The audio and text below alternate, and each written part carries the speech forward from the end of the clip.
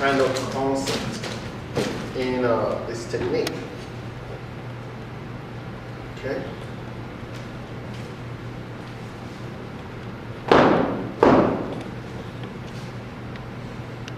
So you can, it's the right way? No, it's this way. This is what I would call abstract or contemporary.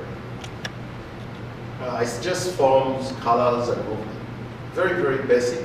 And this is basically the toning technique. This is what beginners go through. But this toning technique, as you said, is done now at a master's level. Because toning is a matter of practice. Practice makes perfect. Just in the toning technique alone. You can just push it as far as you want to push it. But from this, if you don't master this technique, then it will be very hard for you to, for example, do anything close to this. See, this is toning, but this is where we do portraits. So again, toning is very crucial in the modern batik technique because it sets how you actually blend dyes with wax on fabric. It's very, very important. That's why I always teach it in the beginner's level, because if they don't do this, they find it very hard to move up the scale. I can give you more example of toning. Mm-hmm.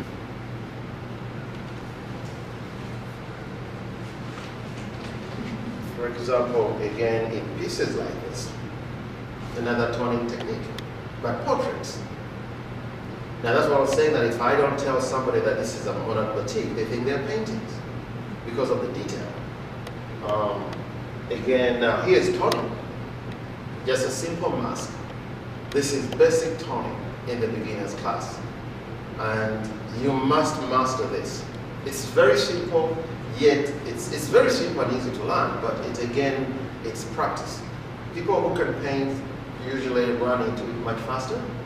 Sometimes they have a problem to move from the actual painting to applying, because in waxing we apply, we don't paint with wax. So there is that time where they have to adapt from one medium to the other one.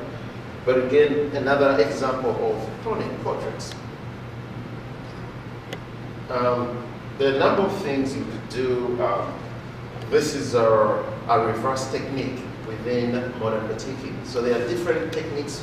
There are like 5 techniques in modern batiking: toning, fragmentation, reverse technique, and there is where you can actually do the traditional batik in the way I do it, from light to dark. So you start with light colors and you end up with dark colors. So there are different components within the technique itself. It depends where do you want to go, and when you learn most of them, how do you blend them together to come up with what you want? That's why it's continuously evolving. You know, I mean, you could do a lot of this stuff. Any composite, this is the fragmentation now technique. You can see the fragmentation technique, but this is just another component of fragmentation. Fragmentation comes also in so many different levels.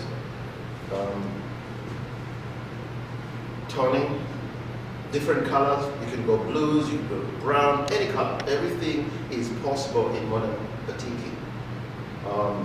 This is the reverse technique. This is where I use complementary colors to arrive to different colors.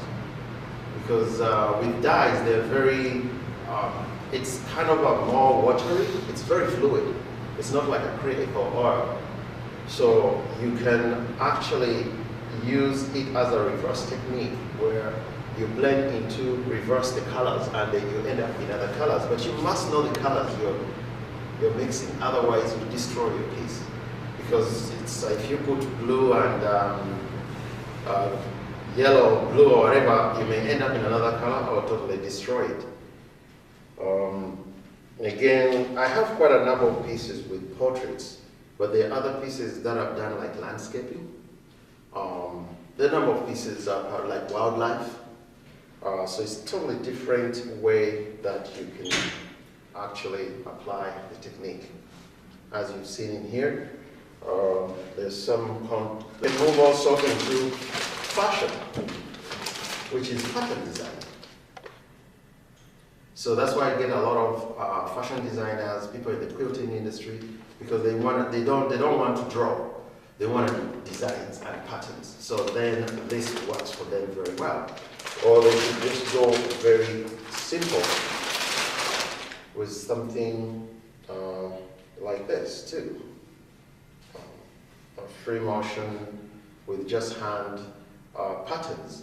Now this is very, very simple. This is what's done in Asia, where you just, use wax and start from light colors to dark colors.